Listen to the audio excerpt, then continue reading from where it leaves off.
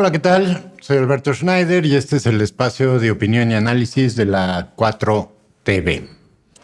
En esta ocasión voy a tocar un tema un tanto escabroso, un tanto difícil, porque tiene que ver con la guerra contra los palestinos en Gaza.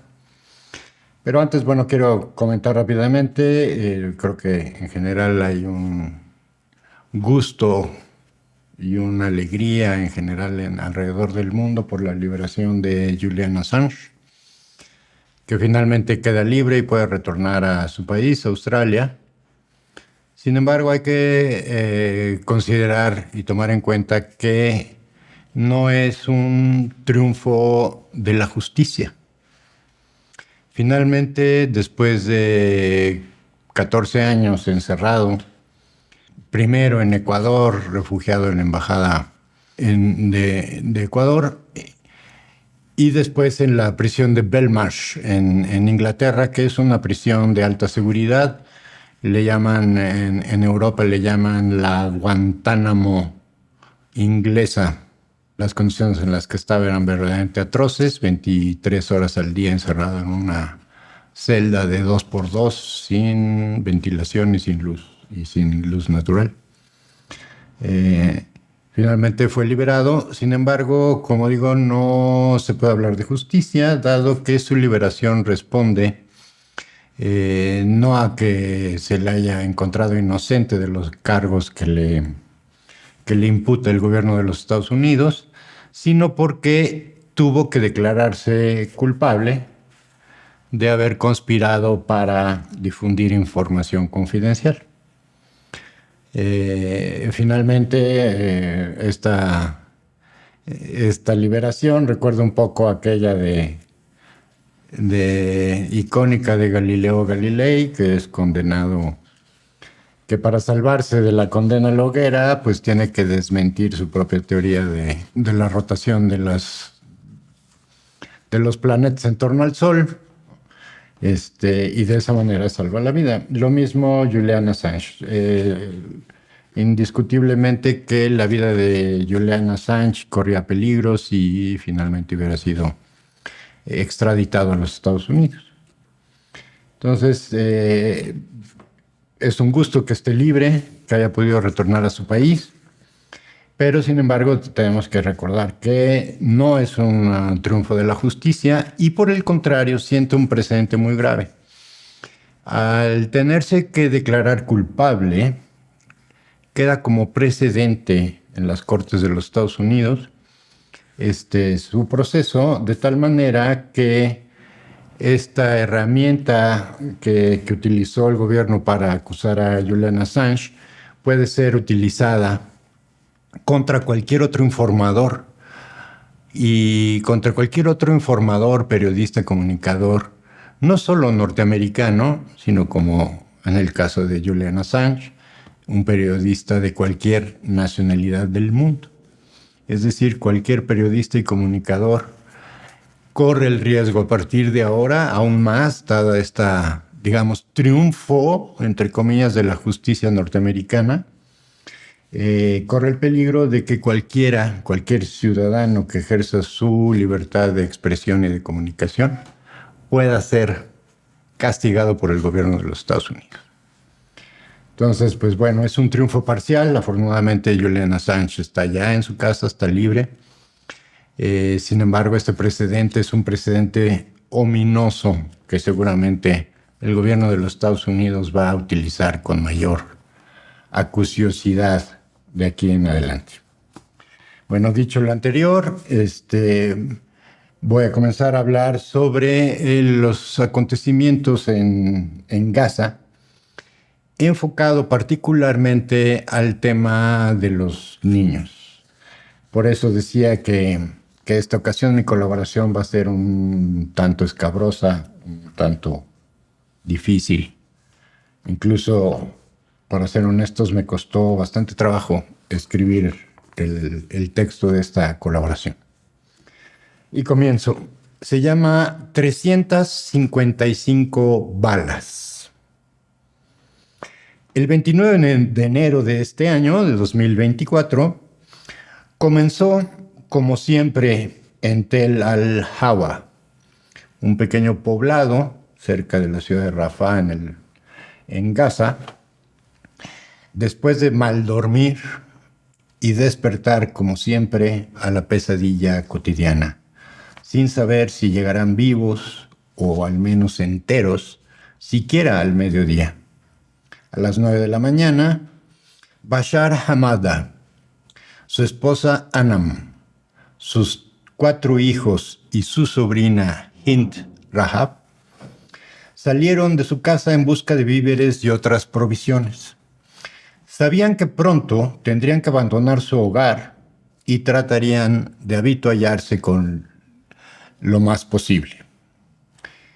Minutos después de haber abandonado la casa, el ejército israelí difundió por las redes sociales la orden a la población del poblado de evacuar hacia el sur. Sin saberlo, sin haberse podido enterar de esta orden de israelí, Bashar condujo su automóvil hacia el norte. Para su desgracia, a las pocas cuadras de haber avanzado, se topó de frente con la avanzada del ejército israelí que en esos momentos estaba entrando al poblado de Tel al-Hawa. Bashar apenas alcanzó a girar levemente el volante hacia la derecha cuando una ráfaga masiva inundó el auto. De inmediato murieron 4 de los 7 pasajeros del automóvil. Sobrevivieron Layan, una jovencita de 15 años, y Hind, una niña de 6 años. Aparentemente, los soldados, después de disparar y asesinar a los pasajeros del automóvil, continuaron su camino hacia el interior de la población y abandonaron los cuerpos ahí mismo. Digo aparentemente porque los acontecimientos posteriores muestran que no fue así del todo. Entre los cuerpos inertes de sus hermanos y de sus padres, Layan pudo hallar el teléfono de su padre y comunicarse con un familiar en Alemania.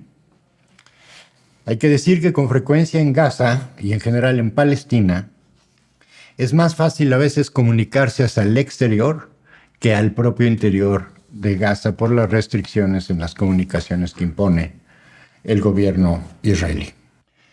Finalmente, al poderse comunicar con su familiar en Alemania, le cuenta lo sucedido y este familiar desde Alemania se logra comunicar con la Media Luna Roja en Palestina para pedir que rescaten a las 2 niñas sobrevivientes. Al momento estaban, como dije, Layan y Hind en el automóvil todavía vivas.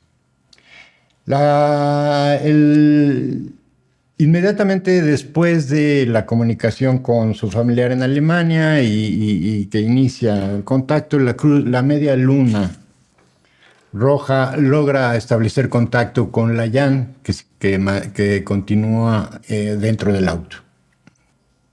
Finalmente, después de varias negociaciones frustradas y por varios frentes intervinieron diversas autoridades, incluso de las Naciones Unidas, para gestionar ante el gobierno y el ejército israelí de que permitiera el ingreso de rescatistas para tratar de salvar a las 2 niñas que aún permanecían con vida dentro del automóvil. Como dije, ellos salieron de su casa a las 9:30 de la mañana. Para las 2:30 de la tarde, la operadora de la Media Luna Roja logra comunicarse de nuevo con Layan, que permanece aún en el automóvil junto con su prima, la niña Hind. Cuando se comunica con ella finalmente alrededor de las 2:30 de la tarde, tiempo en el cual ya habían pasado varias horas desde el asesinato de los padres de Layan, se da una conversación que apenas dura unos 6 segundos aproximadamente entre la operadora de la Media Luna Roja y la jovencita Layan Hamadi. Y la conversación, que está grabada, dice así. Dice Layan gritando desesperada y angustiadamente: nos están disparando. El tanque está muy cerca de mí. Y la operadora le pregunta: ¿estás escondida? ¿Te puedes proteger? Y la niña dice: sí, estoy en el auto, pero está muy cerca de nosotros el tanque.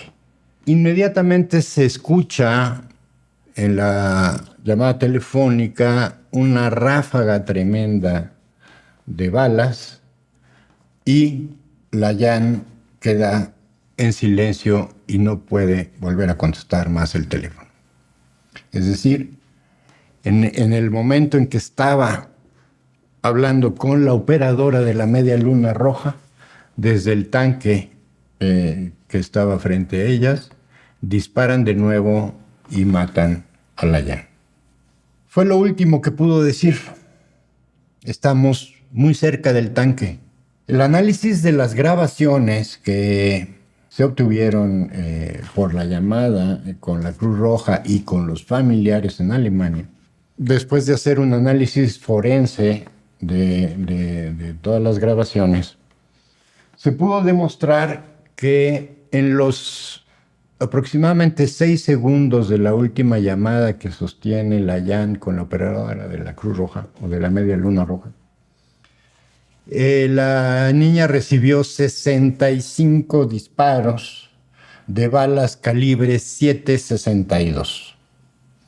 Son balas de muy alta velocidad y de muy alta potencia que atraviesan fácilmente un automóvil. Por supuesto, a una persona la hacen pedazos. Y son similares a las que usan los francotiradores a larga distancia por la potencia y la velocidad que alcanza ese tipo de balas. Resulta que el tanque, de acuerdo con los análisis balísticos y por el sonido de los disparos, el tanque se encontraba a una distancia de entre 13 y 23 metros de distancia del automóvil. Es decir, que el soldado responsable de la ametralladora del tanque podía ver perfectamente el automóvil y su interior y darse cuenta que al interior había civiles y entre ellos niños. Aún así, en cuanto se recibe esta llamada, disparan inmediatamente y Layan es asesinada. La llamada no se interrumpió. Muere Layan, pero la llamada no se corta. En medio del terror, la pequeña niña Hind, repito, de 6 años, pudo tomar la llamada y hablar con la operadora de la Media Luna Roja. En su desesperación y en su angustia, lo único que alcanzaba a pedir es que la salvaran. Sin embargo, al igual que con la niña Dayan, Hindi, en medio de la llamada, es también asesinada. 355 balas fueron necesarias para silenciar la llamada de angustia y desesperación de una niña de 6 años. Como podemos ver, esta situación duró muchas horas. En el transcurso de ese tiempo, finalmente la Media Luna Roja logró conseguir el salvoconducto y la autorización de las autoridades israelíes para rescatar a las niñas. Hasta el momento todavía no se sabía cuál era su destino. Todavía pensaban en la Media Luna que la niña Hindi seguía viva. Los paramédicos arriban al sitio donde se encuentra el vehículo después de muchas horas de buscarlo, porque nadie podía dar una referencia exacta de dónde estaba situado el automóvil. Y en medio de la destrucción generalizada de toda la zona, pues era imposible que las niñas pudieran dar su ubicación exacta. Pasan varias horas y finalmente hasta las 6 de la tarde los paramédicos logran dar con el automóvil y lo reportan vía su sistema de radiocomunicación. El paramédico responsable se comunica con el cuarto de control y de ahí le preguntan, ¿puedes ver el auto? Y el paramédico dice, desde aquí no puedo ver nada todavía. Y le preguntan, ¿tienes las sirenas y las luces encendidas? Y dice, sí, solo las luces, las sirenas no. Ahí está el auto, grita de pronto. Y en ese instante, en el momento en que grita, ahí está el auto, ya las vi, se escucha una explosión y la ambulancia es destruida. Pero no todo termina ahí. El ejército de Israel no solo acababa de cometer un asesinato brutal de una familia desarmada, sino que durante horas tejió una emboscada a los rescatistas que habían recibido un salvoconducto para rescatarlas. Ejecutó los asesinatos de Layan y Hind y previamente de sus padres y sus hermanos con toda alevosía, dejando pasar el tiempo suficiente para acrecentar al máximo la agonía de dos niñas que se trataban de esconder de la muerte entre los cuerpos de sus familiares muertos. Pero no le bastó al ejército israelí esta brutalidad. Impidió que los cuerpos fueran recuperados y no quiso informar de la ubicación del vehículo, por lo que fue necesaria una larga y dolorosa búsqueda para encontrarlo en medio de la destrucción generalizada que dejó el ejército a su paso. No fue sino hasta el 10 de febrero, cuando el ejército se retiró de la zona de Tel al-Hawa y los servicios de emergencia y los familiares de Hindi pudieron acudir y encontrar el lugar de la infamia. Lo que encontraron es inconcebible. El auto, destruido por más de 355 balas de tanque, fue además arrastrado fuera del lugar donde fue atacado y además fue aplastado por un bulldozer. La ambulancia estaba a cerca de 50 metros de distancia de donde había estado el auto de las jovencitas. Y así permanecieron los cuerpos durante prácticamente 2 semanas a la intemperie, sin que su familia pudiera dar con ellos. 2 semanas deambuló la madre de Hind como poseída, buscando a su niña, a su familia. No es posible imaginar lo que encontró ese día. Por supuesto, el ejército más moral del mundo, como se llama a sí mismo, primero negó los hechos. Luego aseguró que las muertes se dieron en un enfrentamiento con Hamás y que la familia había muerto por disparos de combatientes de Hamás. Sin embargo, los análisis forenses realizados demuestran que solo los tanques israelíes tienen ese tipo de balas y que solamente pueden ser disparadas a ese ritmo con una ametralladora ubicada en los tanques tipo Merkava, como el que se encontraba de acuerdo con las imágenes satelitales también registradas en el análisis forense. Se encontraban ahí varios tanques Merkava y que son los que utilizan ese tipo de munición. El bombazo, el cañonazo que recibió la ambulancia justo al momento de llegar al lugar fue también realizado probablemente por el mismo tanque que atacó a las niñas.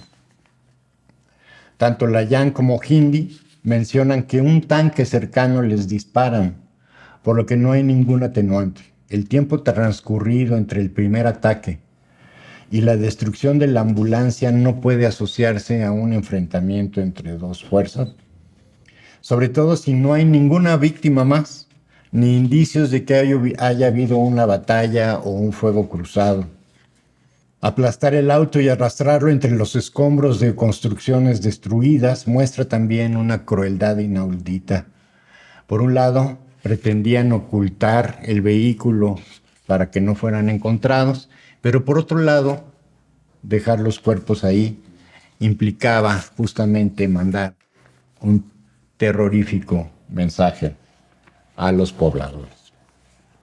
El caso anterior es emblemático del horror que el ejército israelí impone al pueblo palestino. No solo es un genocidio de por sí brutal, es la intención de causar el mayor dolor, el mayor daño posible, la mayor crueldad. Luego del 7 de octubre, cada día aparece un nuevo concurso de la infamia. Los soldados israelíes, hombres y mujeres, están entrenados para torturar de las maneras más bestiales posibles y cada día se superan. Pero lo es no solo de manera explícita. Los niños son sus blancos preferidos. No en balde, el rabí mayor del ejército israelí enseña que la piedad es pecado. Más aún, la piedad hacia los niños es un pecado capital, porque ellos son, de acuerdo con este rabí, que es el guía espiritual del ejército israelí, los niños son la semilla del mal que hay que erradicar antes de que germine. La hazaña sionista contra los niños no es nueva, ni es tampoco su salvajismo. Lo nuevo es la dimensión con la que se lleva a cabo y muy particularmente el hecho de que los perpetradores difundan sus crímenes como trofeos de caza.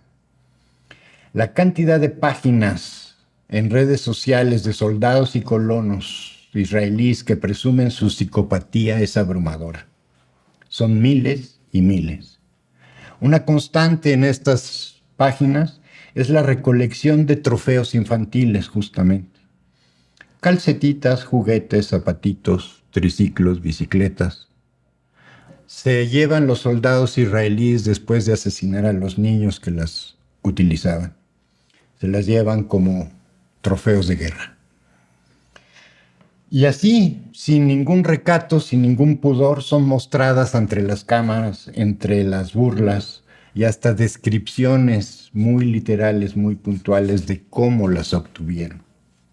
En una especie de concurso de la crueldad y el sadismo. La profundidad de la psicopatología que muestran los soldados y los colonos israelíes que hacen este tipo de publicaciones es proporcional al inconmensurable daño psicológico y anímico que han infligido a cuando menos 1 millón de niños gazatís, que es prácticamente la mitad de la población de Gaza.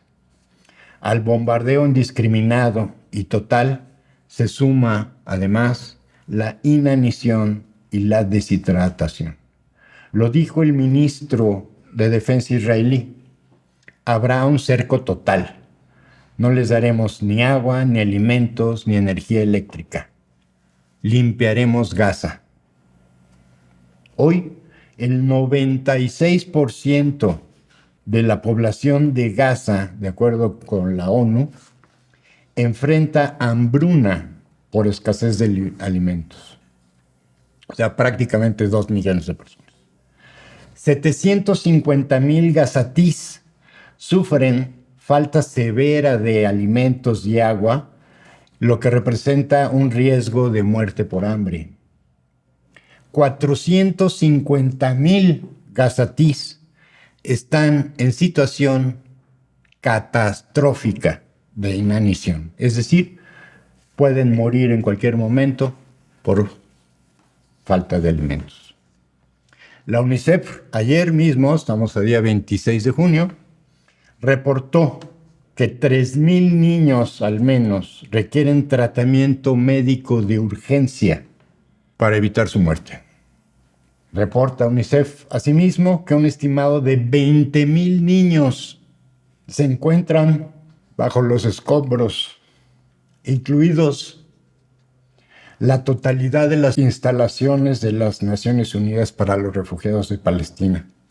Estamos hablando de 190 instalaciones entre escuelas, clínicas de salud y hospitales, todos destruidos y que habían sido refugios, sobre todo de mujeres y niños. En 9 meses de exterminio, 50,000 gazatís han sido asesinados. De ellos, la mitad son niños. Cerca de 40,000 niños están heridos. De ellos, la mitad, 20,000, han sido amputados de uno o más miembros. Cada 10 minutos muere un niño asesinado y 10 niños pierden un miembro de su cuerpo. 17,000 niños se encuentran solos, totalmente abandonados, sin un solo familiar que les sobreviva. En 10 años de guerra, para hacer un comparativo, y 10 años de bloqueo económico, es decir, en 20 años en Irak, considerada una de las peores masacres de civiles en las últimas décadas, murió 1,000,000 de niños iraquíes en 20 años, equivalente al 3% de su población. En Gaza, en 9 meses, ha muerto o han sido asesinados aproximadamente el 6% de su población. En México equivaldría a 8.5 millones de personas. En solo 9 meses, Israel ha bombardeado el 80% de las viviendas de Gaza, el 84% de los centros de salud y el 95% de las instalaciones vitales de agua, lanzando más de 80,000 toneladas de bombas y explosivos. Esto rebasa con creces el total de bombas que se arrojaron durante la Segunda Guerra Mundial en Alemania. Rebasa por mucho el total de bombas que el ejército alemán arrojó sobre Inglaterra durante toda la guerra. Estamos hablando también de alrededor de 150 periodistas asesinados, más de 1,200 trabajadores de la salud, médicos, enfermeras, que han sido asesinados en los bombardeos que directamente atacan a los hospitales y a las clínicas de salud. Como decimos, Julian Assange estuvo prisionero 15 años por mostrar una serie de horrores que cometían los Estados Unidos, el ejército norteamericano, justamente en Irak y en Afganistán. Y sin embargo, hoy, todos los días, podemos ver prácticamente casi en tiempo real crímenes peores que los que cometieron los soldados norteamericanos en Irak. El ejército israelí, las autoridades israelíes, los colonos israelíes, están haciendo del genocidio un espectáculo para el mundo. El nazismo revive hoy, sin lugar a dudas, en el gobierno y el ejército sionista de Israel. Muchas gracias.